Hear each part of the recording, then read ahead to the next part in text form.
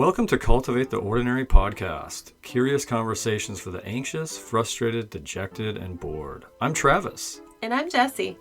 So often we're held captive by screens, schedules, and media that's mind-numbing and polarizing. This leaves us seeing dimly through a fog.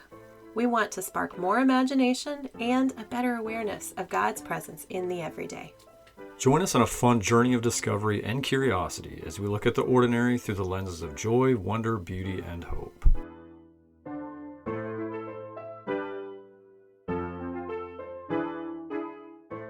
Hello. Thanks for joining us. Welcome to the podcast today. Jess and I are talking about a topic that's very near to and dear to our hearts, and it's not conflict. Like that one topic. This will be much lighter. It'll be much lighter. We need lightness and levity today. But yeah, we're talking about adventure and travel and new landscapes and what it means for us to have new discoveries as we visit new places and experience new things, and sort of just all about that, about travel and kind of what it does in our hearts and minds to inspire us and kind of continue to help us cultivate wonder, even on the drive. So it's Friday, kind of feeling some angst about wanting to go do stuff and get out. That's your always, right? That's on Tuesdays for you. There is something about the weekend. Yeah, I think it's maybe one day off of feeling like that, but a lot of it for me is I have this spirit that just wants to get away. Mm-hmm. What's next out there to explore and see? Mm-hmm. Yeah. I love Helen Keller's line, "Life is either a daring adventure or nothing at all." I love that. Yeah, it just really kind of sparks my imagination to think about. Mm-hmm. Yeah, it's like you really have to have an openness to embrace uncertainty to go into adventures, Right, yeah. Go see new places. So we have personally in our family, and Jess and I, we just have a love of travel and adventure and doing things. And looking back on growing up and stuff, did it start in your childhood with your own family, or? Yeah, we didn't go on lots and lots of trips, but we did enough that it was like a value, I think differently than how you and I approach travel. It was like there was a lot of planning involved, and there was a lot of structure, and there wasn't any deviating from that plan. But we would I grew up for 5 years in Pennsylvania. Okay. And so there was trips to the mountains and the Rhode Island beach, and we went to go see Niagara Falls, and the trips to see family and things like that. Yeah. Saw the Grand Canyon too. Well, that's a long ways from Pennsylvania. Yeah. So you did some travel. Yep. Yeah, and what about you? Yeah, for me, yeah, and that's a really cool thing I think was a value instilled, with my parents, where we grew up on a farm, so much work around that, and then never had much money. But my dad, and mom, it was just a value to and especially with other family, and to go places. And it wasn't usually super long trips, but a lot of camping, a lot of just getting away, sitting in our huge station wagon in the 80s, facing backwards and getting car sick the whole way. And we had the station wagon too. Yeah. Oh man, the grocery getter. I remember being in the back with my sister, drawing, and having crayons that I had left in the little tray on the side by the window, and it was so hot, and I think just forgot about them, and they melted in the tray. My dad was so mad. Oh, that's funny. It was a road trip memory. I remember, our longest trip probably was a trip to Glacier, so western Montana, from where we were at. And I remember Dad having this giant atlas, map that was probably 3 feet by 3 feet, like, and he's driving, trying to see with that. Like, that was that era for all of us, Right. And it's like, is that No GPS. is texting worse than that? I mean, texting is awful. Like, don't do that, text and drive. But like the map, driving like that was pretty bad too. I mean, if you're texting or driving with I think the ideal would have been to pull over. Pull over, yeah.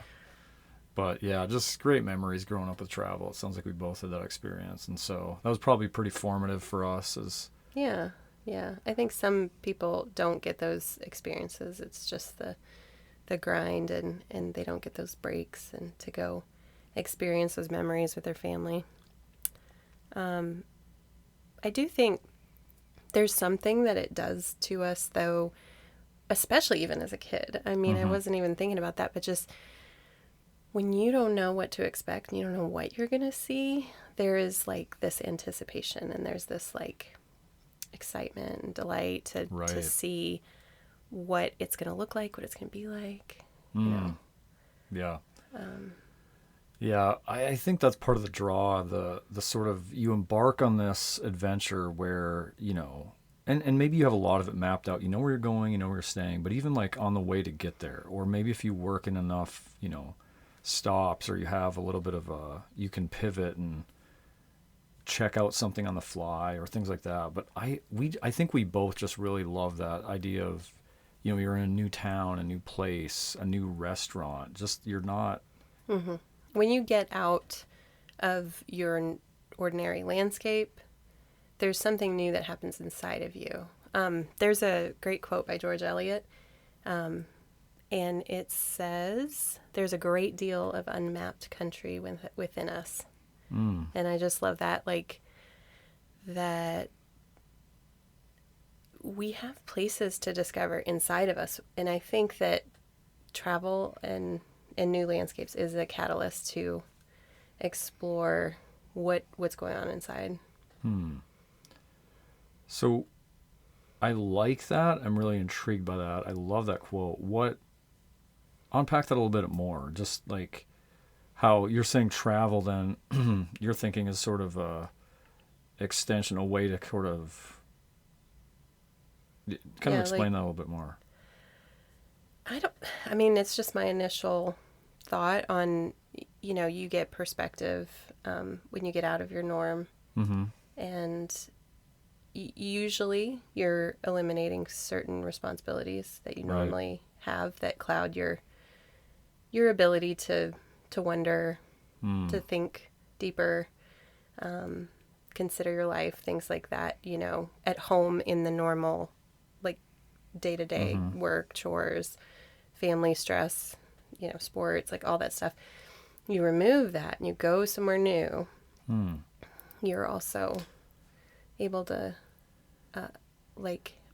map out the country that's within yourself. Okay, so I'm tracking more now. I think are you saying sort of that it kind of feels like when you're away from the routine, monotonous, all the things that sometimes we just get so caught up in doing and being on autopilot, when you're away from that, you have more freedom to, just reflect. You have freedom to make space to think on things that you don't normally, to go in your inner world more. I mean, is that a little bit of like some of that?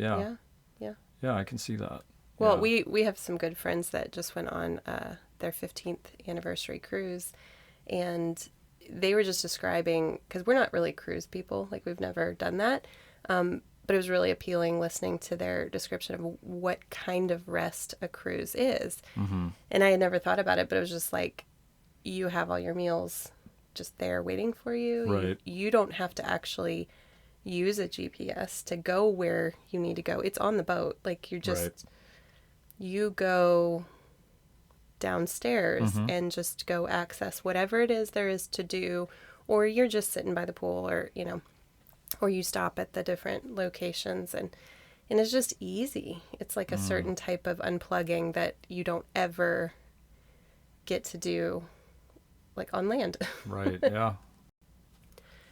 So yeah, I think about, like, there was a season in our lives when it really unlocked a lot of travel for us, when we moved to South Carolina. Mm-hmm. Do you remember what life was like with that schedule? Yeah, I mean, so we were. So I think this goes back to like 2013, starting there, and we went from St. Louis, where we were doing the 9 to 5, and kind of that whole deal that a lot of people do, and come down to this new role where we're house parents for a time.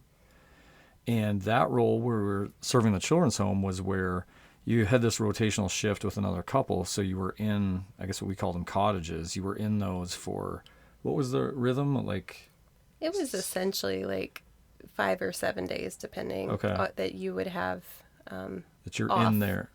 Well, you would be in there for 7 to 9 days. But, 7 to 9 days, and then off for like 5, something like that. yeah, but Right. yeah, we had flexibility there. So due to the nature of that job and the demands, and you gave everything you had in those days that you're on with the kids and caring for kids in foster care in that group home, then it was coming off that, then you had like 5 days of really recovery.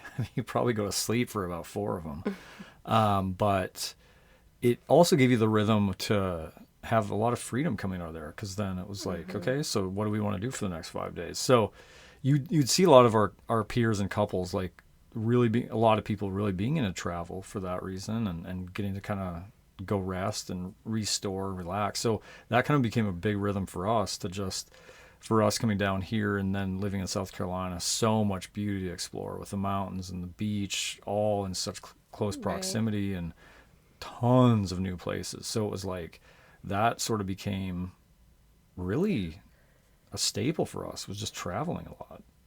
Yeah, I think we probably visited 9 different beaches within a matter of like a year. That first year, I mean, I think I remember that. It was a lot. Yeah. All up and down the East Coast. It was. And the thing is that, I think we've found, at least for ourselves, is part of this adventure with travel and new landscapes is that, when you don't script something too, I mean, again, everyone has their way of having trips, and, maybe some people have it like super laid out and here's the itinerary. But I think we've found that if you leave it open enough, at least in places to where you might just discover something new, and let yourself kind of have a little bit of that freedom to see what happens, kind of a thing, which freaks some people out, but that are super just organized with all that stuff. But it's like, that's been some of the most incredible things. And I think, people listening can probably relate to that as well, of like, we weren't planning to do this, and all of a sudden we found this, and that became the most epic part of the trip. Or, Right. So like, I think like you and I have talked about how we've had these moments of discovery where it's like, maybe it was a park we looked up or something off the beaten path that we found that, it's not the biggest touristy spot necessarily, but we find this, we go into it, and you feel like a child again entering a mysterious forest or something, where you're just like, oh my gosh, this discovery. I mean, we've had a few of those. Yeah. I mean, can you remember any of that? Well, I do remember there was one in particular off, it was near Georgetown, South Carolina. Mm-hmm. And we were like passing down like we were going down the coast. I don't even remember where we were going to, but we knew we just needed to find a lunch stop. Mm-hmm. So we looked for a park, and there was this park, and I could tell it was like on the marsh area, but it was like wide marsh. Mm-hmm. So I was like, it's probably pretty beautiful, So we grabbed some food and we headed that way, and we were expecting to like just stay there for like an hour. I think we were there 4 hours because it was so magical and private, and there, we had this sandy beach basically completely to ourselves. It was a perfect temperature. It was, never forget the feeling of that. It felt like such a gift from God that day. Yeah, it's been places like that. There was another like little kind of beach thing on a marsh somewhere, I think in North Carolina one time we found. I think of places like even here locally nearby, where Tryon's got a place, Harmon Field, that we discovered, that's got this beautiful park and all these cool things, and then the backdrop of the mountains, and just, you know, kind of this little enchanted place that you just enter, and you're like, oh man, we could just, and I find my mind daydreaming to that. It's this thing where Dodie Smith says, I've found that sitting in a place where you've never sat before can be inspiring. And I think that's part of that. You've never been there and sat there, and you're sitting there and you're just like, maybe because you see the world, like it's a new part of the world that's opened up. Well, it's like when you see new things, it unlocks new thoughts, new old memories. Yeah. Like there's stuff, and that goes back to that unmapped country, and that relating it to this idea of new landscapes, and just saying like, okay, it's like a GPS coordinate for some aspect of your life or your story that you're like, oh, I didn't know that was there. Right. You know? Yeah. No, we both felt that. Yeah. I can think of a hilarious twist to our travel addiction that stemmed from watching a lot of tiny house travel shows. Oh, you know, like gosh. couples what living. was that channel we were always watching? Tiny House Nation But HGTV, was that? Or YouTube? I don't know. Whatever it was on, we were always watching. Like, yeah, but like any couple that was traveling in a van or a school bus around the country, that was just really appealing to us. And we always said one day we're gonna renovate a school bus or something and travel for a while. right. We had some good friends that were taking an Airstream across the country at the time. And so it was just really felt very doable. Yeah. So we bought a 40-foot Greyhound bus off of eBay. That is what happened. We did. And while it made a lot of sense to us, everyone on the outside was thinking Travis is having, like, you know, all the guys have midlife crisis, buy a sports car. For Travis, it's a large transit vehicle. That is even, I don't know. But I remember this, and where, you know, we researched this, and we ended up buying like an old 1981 Greyhound bus with the still red, white, and blue colorway, and it was super rad. Off eBay, it was in Georgia. Never forget, you know, I'd done all this research on this, the engine, blah, blah, blah. We got it for like $6,000. I don't know. Like, that seems like for a running diesel giant vehicle. Anyway, so at the time we're living in Clinton, South Carolina, and my friend David Easley, who was a school bus driver. I mean, because you needed to go get it, you needed to have a CDL. And so I was like, plus I've never driven something that large in my life. So Dave, reinforcements. I get reinforcements. So and why not get a bus driver? So I got my friend Dave to drive, and so him and I went down. We get it. We go down there. I'll never forget showing up, and I've ridden in a Greyhound, and it's like, you know, I know how big they are. Well, I get there, and I look at it and go, what did I just do? Like, this is, I mean, plus if we're going somewhere with it, to use it, you got to pull something. So it's like, let me add another 20 feet behind this pulling a vehicle. I mean, and so anyway, I see it, and we're driving back, and Dave's driving, and this thing's so old. Like, and again, he's an experienced bus driver, and I remember we're on these 2-lane roads in Georgia coming back to South Carolina, and Dave's, I mean, it's like the wheel of a ship. I mean, he's sweating it out. Not just because it was hot in there. I think it was because, like, he was trying to just keep it between the ditches.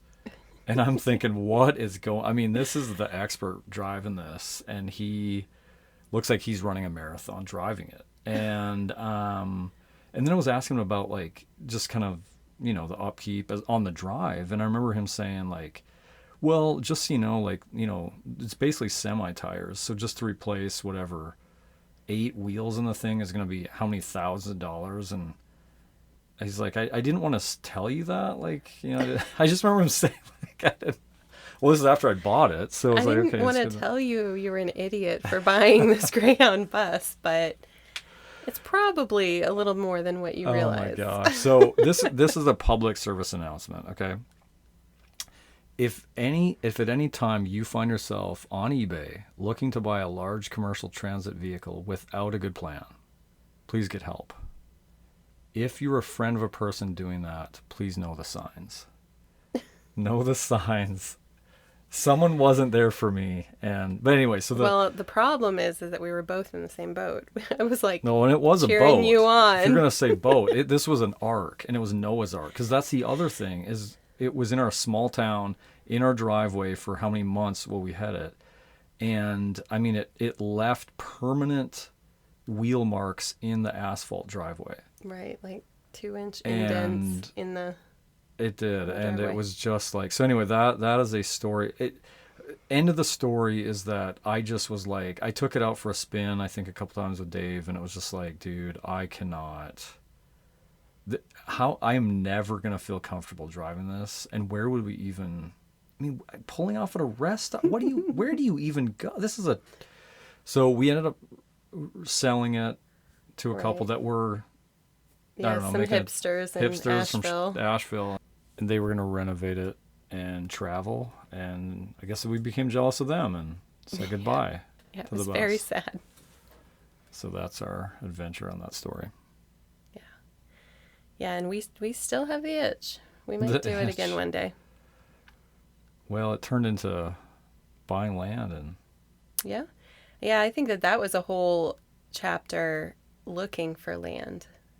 You know, that the seeing new landscapes, I feel like I remember every time we found a new listing when we were looking for a mountain view that eventually became our property where Shiny Eyes sits. Yeah. But on that search, it was like we'd meet our realtor to go look at this new piece of land with a mountain view, and like every time we were so excited to just try to imagine, could this be ours, you know? Yeah, definitely. And I mean, we're going to have another episode sometime on the Shiny Eyes retreat and what kind of led, some of the backstory on that, and more about that property and kind of what's becoming. But yeah, that's sort of, I think, the transition turned from travel, and really, the other thing that sort of happened, and you can relate to this listening, but there are also seasons, and when we have young kids and profession and different things, where then, that love of travel or having more of that freedom just can't happen, and I think then several years back when we started to help my mom care for my dad with late stage dementia, and just, it was all hands on deck kind of a situation that we couldn't travel like we and so you kind of feel like a wild horse in a way. It's just like in the barn, just like dreaming of other pastures, but that was the season we had. And so I think then it's like, how do you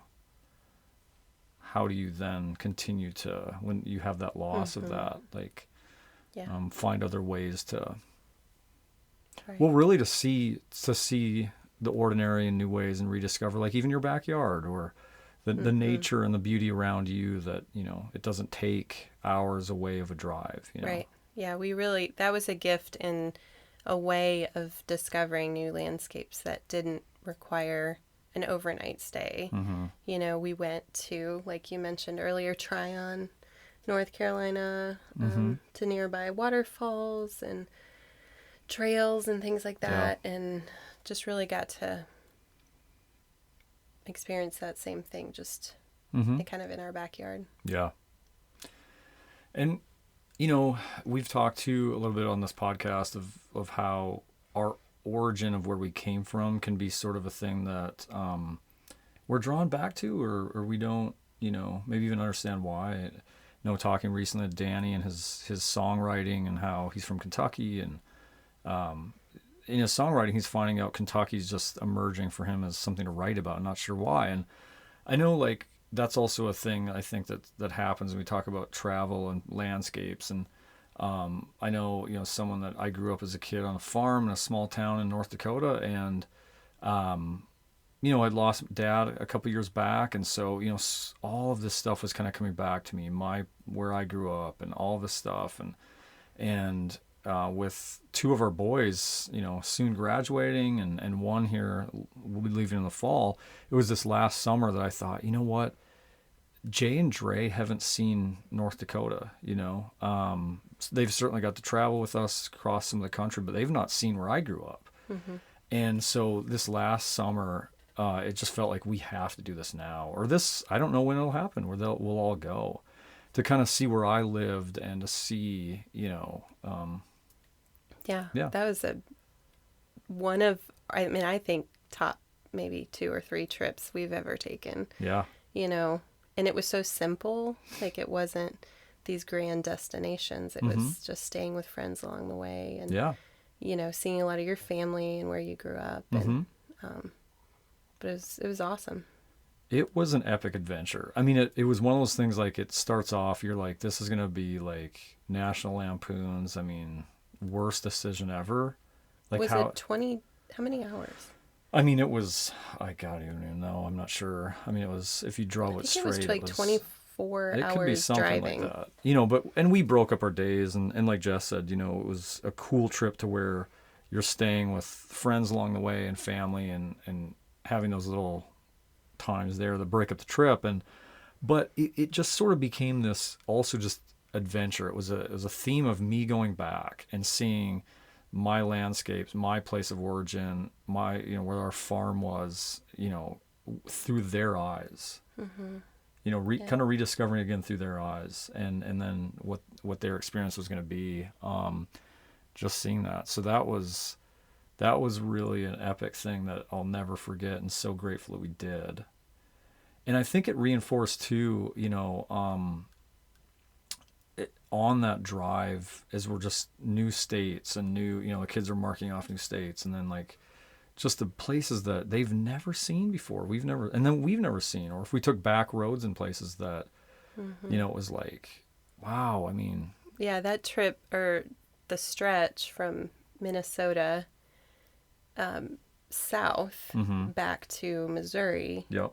where we would then see my family before we headed home at the end of our trip. That stretch was all new to all of us. And that, what you want to talk about that? Like, well, it was, some people really love when you can get off the interstate and just, it's Americana. You're in America's backyard in these little towns. And so, yeah, wasn't it just like this feeling of like, we're driving through rural parts of Wisconsin, that it was just like, we were like these beautiful little Midwestern towns that just had their own, you drive through and maybe there was a music festival and you're just a spectator, but you're just, it's like, it's so fun. I don't know. Yeah, finding the little gems, like the best coffee shop in town, by rating, Right. In a random place that you've never been before is so fun for us. Yeah, we're just wired for that, and just wired to sort of be at a place that you're just, let's figure it out. Let's just figure out what we want to do here and explore and stuff like that. And it kind of reminded too, lastly on this part of the story, but just growing up farming and then back to North Dakota, see all that. And then as we're driving through different states, Nebraska and everything, and seeing the agriculture happening and stuff, there's Frank Hubbard talks about farming looks nice from a car window. And that is what that felt, when you're doing it and you're in all of the work and the sweat and the dust, it's like, well, your nostalgia of farming, because you grew up and you know how much work it is. Right. But looking back, you're like, yeah, the smell of the dirt. And I definitely miss some of that, and I would give anything some days just being a tractor, but also driving, going, that's cool to watch from the window, and I'm not in the dust and shoveling grain and all that fun stuff. So right, yeah, but that was a cool family trip. Yeah, I'll never forget. So like, what's something that, we talk about the angst or boredom that people experience and just the everyday. And what is a good, call or reminder as far as how accessible, little bits of travel or new landscapes are, and what it does for, like, the soul? I just think that, I'd be curious what you say too, but I just think that it, like, this guy talks about, I'm trying to remember who it was, but basically said like wonder is like a sense of dislocation from what you know. Mm-hmm. And anytime that, like, you can go somewhere and discover something or just take in something, maybe it's a new place, a new park, a new lake, anything. There's just this sense that it like opens your world up into maybe feeling like you did as a child and gives you maybe just a little kickstart of some wonder and just energy in your life that you've been missing. And I think it also is true of like going to the same places you do know, but maybe trying to see it differently, or in a forest, maybe just. Well, I think you said earlier, new places can be inspiring, and I think about imagination and just like working out a problem or something, how often people find the solutions when they get out. Mm-hmm. And I think that God uses beauty, especially when you're out in nature, and that's the new landscape. Like, God uses beauty to relax us and to open us up to possibility and and be, I guess, more comfortable with the uncertainty, because He is in control and He is guiding us.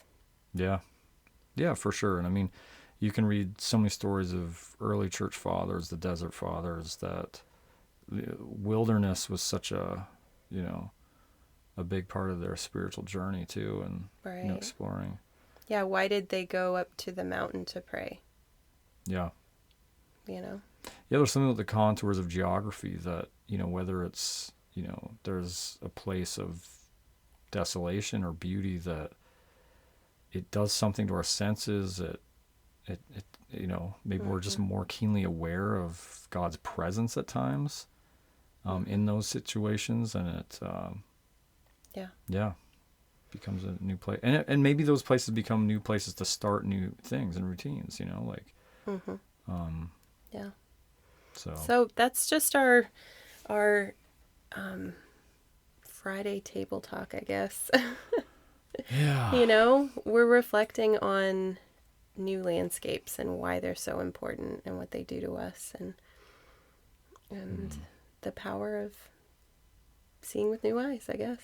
Yeah, I think that's it. And I think, hopefully you get a chance to explore a new landscape today or soon, and see places that you've been with new eyes, or see places through the eyes of your kids. I think that's just any times we can find these things that help us see the world new, or with some new, inspiration. And someone once said, where the old tracks are lost, new country is revealed with its wonders. We'll go out on that. Thank you so much for joining us on the podcast today. We really appreciate your support. And if you liked it, leave us a rating and review. That really helps people to find us. Also, if you have any topics on what it means to cultivate the ordinary that you've been thinking about, we'd love to hear about them. So you can go to the show notes and connect with us, email us, or just share your thoughts. That would be great. We hope you have a fantastic day. Keep seeking new landscapes and find new adventures. Have a great day.